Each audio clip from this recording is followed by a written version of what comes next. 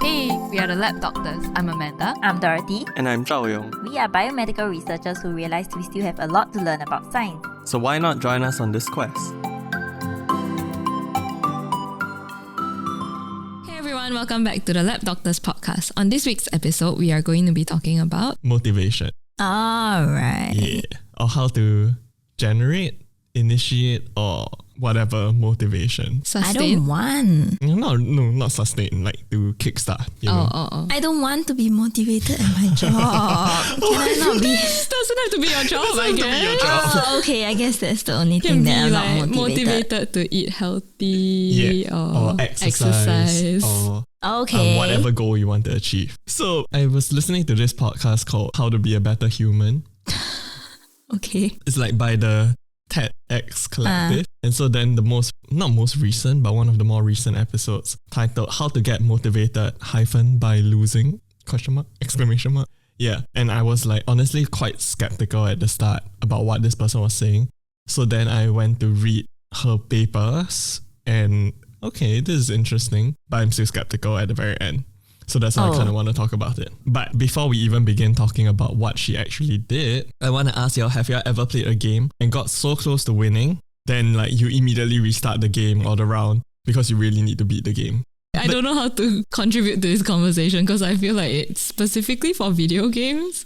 Not really, not only that. So it's like maybe if you, I don't know, in your case, shot a basketball in the hoop of the hole and then you miss. Okay, yes. And then you're like, no, I'm like so close, I can do this. Then like, not for basketball, but like maybe for other things in life. Yeah. So that's exactly the thing that also intrigued the researcher called Monica Wadwa, because she said like in her youth when she was like an avid gambler. In her youth. Yeah, like when she said she was.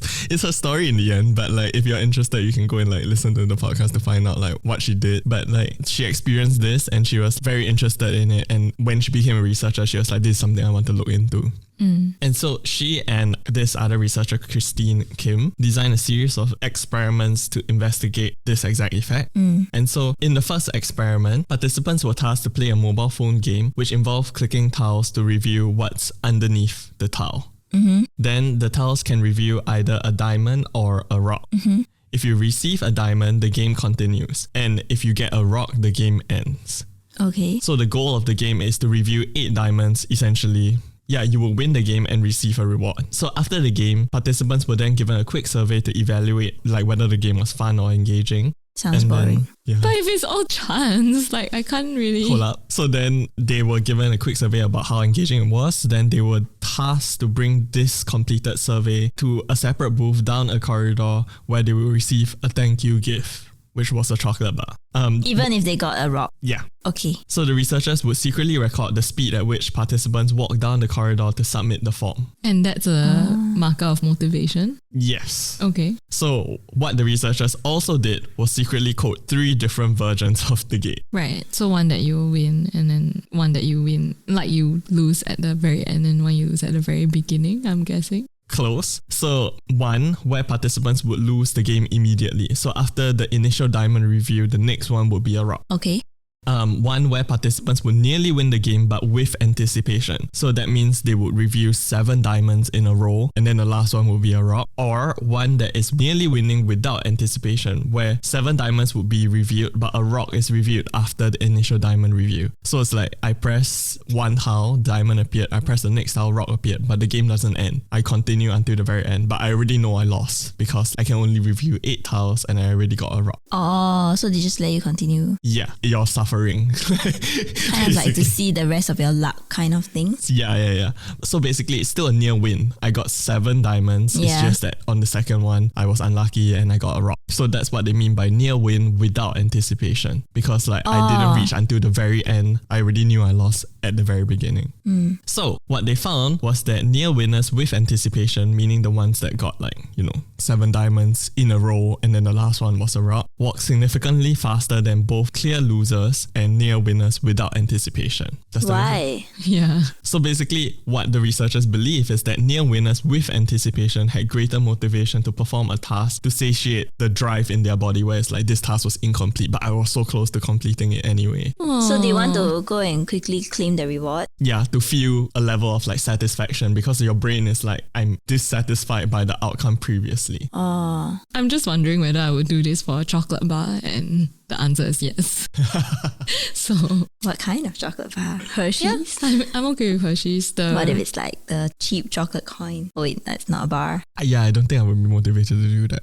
Anyway, so they repeated the experiment, but this time measuring for a physiological response. So like a physiological marker for motivation. You all have any guesses to what this marker can possibly be? I think heart rate Okay. and pupils dilating maybe. Okay. Amanda? I have none. So the answer is salivation. Huh? Yeah. So I was a bit like, what? Really? Like if I'm motivated, I would like salivate more. Well, apparently in a separate research done by David Gall, they believe that motivation, even for material goods, may resemble physiological hunger, but more research needs to be done. So even if it's like I'm being motivated for something else other than food, I would tend to salivate more as well. Well, I'm constantly motivated by food, so I guess fair assumption to make. Also, how do they measure salivating? Like Is my spit question. it out. Spit How it much out and fit collect. can you produce? Yeah. I Yeah, maybe. don't know. Because what they said in their study design was we excluded people who lost their saliva bag. So I feel like you just hold the bag in front of your mouth and like let anything drip. Oh, you mean it's not done in like a room where they ask the people come, they like ask them to do it at home? No, it's in a room where they ask people to come. And how would they lose it? I don't know. I honestly don't Like where know. are they putting it? A random place in the room? Yeah, they excluded 3 or 4 people because they lost the bag. Oh my god! I know we're like so shocked by this, but I feel like I could be one of those people from like the room to the corridor where you collect the reward and then it's like, oops, where is it? I don't know. So instead of like a chocolate, they were also trying to test for like whether or not desirability of the reward would change your motivation. And so they gave like an image of 3 Singapore $50 notes versus like 3, I think 5-cent coins. And then they measured which one would they be more motivated to like get. I was like, wait, 3 Singapore dollars? I was like, wait, this Asian university is in Singapore. Oh, it's just which one? Okay. Yeah, so it's just which one. So where were you in 2015? Losing my saliva bag. I don't get it. Do people salivate that much that it can be collected in a bag? I think they had to like purposely like let it It's out. like you just leave your mouth open and let it drip. Yeah. Okay, but I feel like that's confounded by how dry my mouth is. Yeah, true, there's so true. many. Why can't they just measure heart Heart rate? rate and pupil dilation maybe. But maybe it's not the clearest one or like the most, I don't know. I feel like there's more confounding factors for saliva. Like I'll just swallow it and oops, I lost it. Which I guess that kind of goes to show if there's an effect, the effect's stronger because it really does impact significantly, you know? Like ask anyone on the street, like do they realize that they are salivating when they are motivated? I feel like no I one. think most people wouldn't notice. Yeah. Yeah. Maybe I'll start trying. Yeah, I'll Let us know if you start. salivate when you look at, I don't know. When you're playing a game that you want to win. Yeah, I don't know. I salivate a lot when I'm motivated by food. That I Yeah, know but for that's sure. food. Yeah. It's but material different. goods. Yeah. But anyway, what they found was that in near-win groups, there was enhanced salivation only for objects with higher desirability. And this means near wins do trigger motivation, but this heightened motivation can only be triggered if the goal is worth it. Like if you believe it's worth it. If you don't, then the motivation you get from near wins, like it's not going to be very useful anyway. At this point, I mean, my question was then is like, can this motivation be used for a completely unrelated task? I think it depends how challenging the other task is to you. If it's a challenging task that I already have to overcome obstacles to complete, then me playing a game that I didn't win will just frustrate me more. Okay, yeah, I think I get what you're saying. Especially like, I mean, I like winning. So, this is just gonna frustrate me and I won't be able to concentrate. And I agree, for another task, then I would try to keep winning that game instead of do my task. Like, yeah, you want to complete what you... Yeah. Like, there's no closure for that task. Exactly. But I think that's exactly what she is arguing that you should tap on. Like, because there's no closure for that task, you use the other task to like get closure. Wait, I don't understand. Okay, so say I'm playing a game and then I need to write a lab report. Okay. And then what she's saying is, I played a game and I nearly win. Then I put the game away and I do my lab report. No, it doesn't work. Yeah, I want to win the game. that's what I'm saying. So that's what she's trying to find out in the next experiment, if that makes okay. sense. Yeah. Okay. So in the third experiment, after the near win or whatever, participants were then tasked to sort cards into 3 different piles. So the more accurate and more rapid these participants completed the card sorting, the higher the reward they would receive. So again, near winners were observed to perform the task fastest and most accurate compared to winners and those that clearly lost. So in this case, they don't have like near win with anticipation anymore. They just have like winners, near wins, and losses. Wait, I don't understand. How do you be a near win? As in like, that means you're just slightly slower than the winner? No. So there were 2 phases to the experiment. So the first phase was like maybe the diamond rock game. Okay. And then the same people went to do this card This sorting next thing. task, yeah. And those that were near winners in the previous game Yeah. did it faster. Yeah, and more accurately. Okay. So with this, they are suggesting that if a goal is worth it, like near winners would actually expend more effort to make sure that they achieve that goal compared to winners or like clear losers. Actually, I'm thinking if like, sometimes there's certain games, like say orientation and the station rotation games, and you lost in the first game, you'll be like, okay, let's win the second one. Especially if you're like really close. Yeah, or like maybe there's like 6 games, but you don't need a second game. You don't know whether you're gonna, Yeah. but if it like maybe the 5th game and you've been losing 5 times, then I will be like, nah, done, But Yeah. Totally. I get what you mean. Like, yeah, orientation games where your team is like losing all the time. You're just like, yeah, not my life. Yeah, we'll just be go the and loser lose. team. Just go and lose. Have fun, we'll just have fun. But if it's like you're close to winning the previous one, you're like, no, we can win that. Yeah. Okay, yes. I guess it's quite applicable sometimes. Yeah.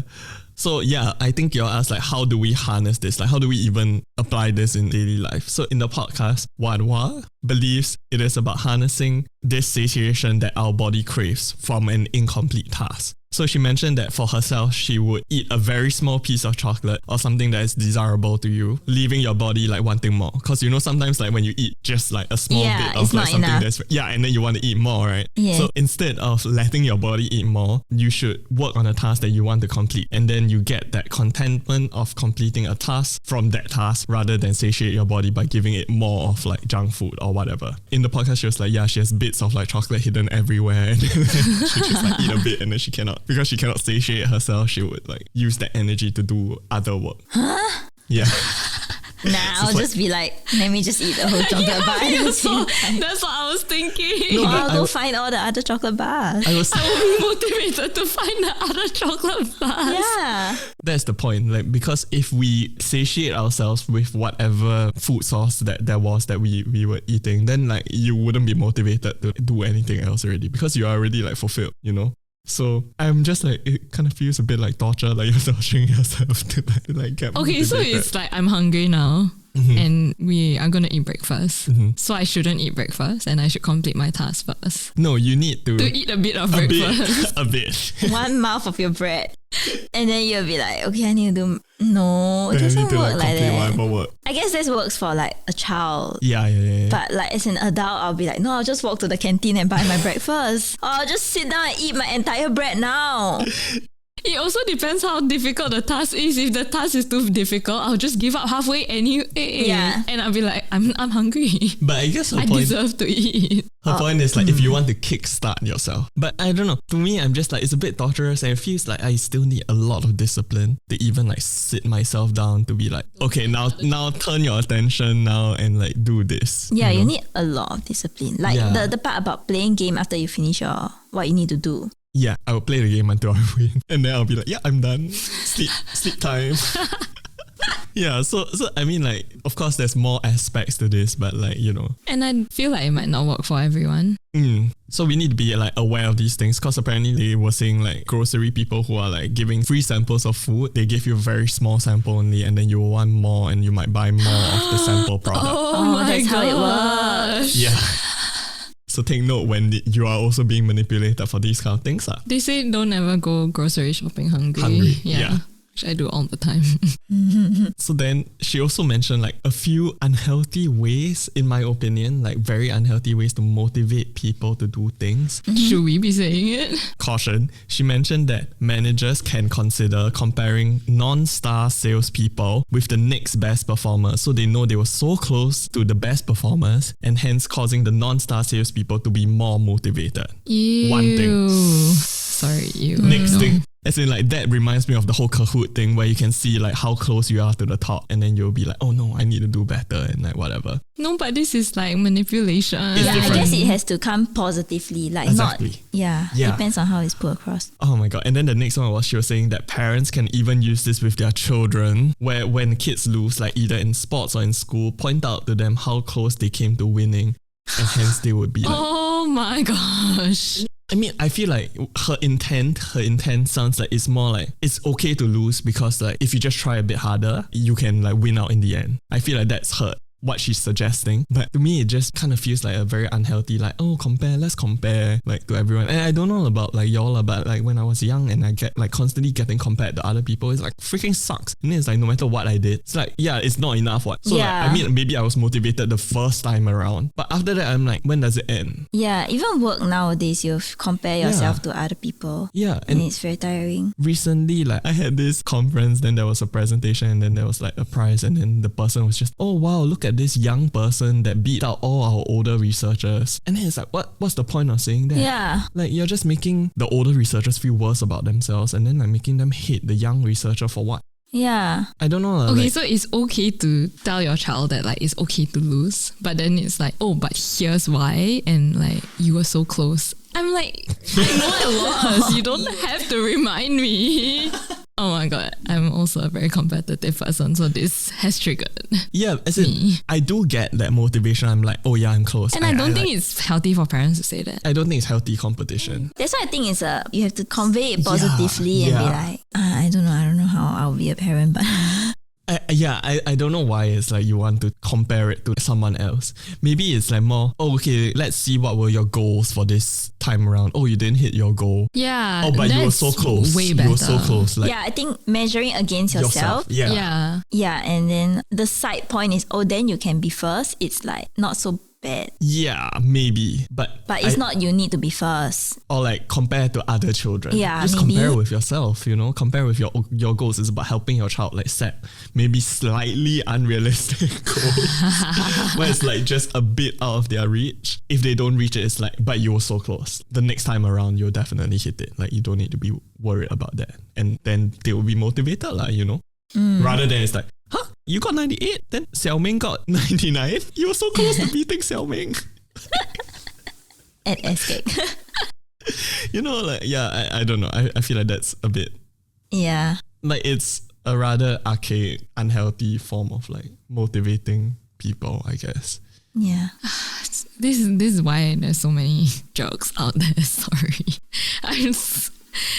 This week I've shaken my faith in humanity and I'm like, is this why people undermine other people or like feel threatened by other people? Because you're constantly comparing. What's the point? Or like Yeah. treating like the world is a zero-sum game. I mean, I get that Yeah. it is. There are finite resources. I agree. Doesn't mean we have to like step on other people or like put other people down just for like our own benefit. Exactly. I hate that so Exactly. much. Don't make me feel small because you feel small. Yeah. Like let's feel bigger together. I don't know. Bring each other up, you know. Why do I need to make another person smaller or like make another person like my target to beat? Yeah. I feel like the To get comparing motivated. against yourself, that's better. Yeah. I guess just compare against yourself, and that's why you just eat your chocolate by yourself. Yeah. Yeah. And feel sad and then like do your work. Should we try this? I mean, I have been low-key trying it with different things this week. I don't know if it's just like, oh yeah, it works, you know, like I'm just confirmation bias. Yeah, confirmation biasing or like placeboing, but it feels Even like if there's- it's placebo, I mean it is placebo, so you know. Yeah. So there's still an effect. If there's an effect, there's an effect. Yeah. I think it'll work for like if the main task you have to do is something that you're kind of willing to do, but you're like not 100%. You just want a little bit more, Like a small boost. but Yeah. not like give me one small chocolate bar so that I can finish writing my thesis. No, that won't work. Yeah, if you're interested, you can listen to that podcast as well, How to Be a Better Human. And as usual, follow us on Spotify and subscribe to our YouTube channel. A like and a comment would really help us out. Apparently, we are a 5-star podcast now, which is public. I thought we and have that's great. always been. Yeah, but it's public. So like people can see it now. Oh, so it's like wow. kind of cool. Thanks, guys. Yes, thanks everyone who rated. Our small listeners. Yes. Cool. You can also follow us on our social media, and yes, you can follow more on Instagram, Twitter, or Facebook, and feel free to DM us any questions. Alternatively, you can email us at thelabdoctors@gmail.com. We'll post all the links in the episode description, so check that out if you're interested. Thank you. Bye-bye.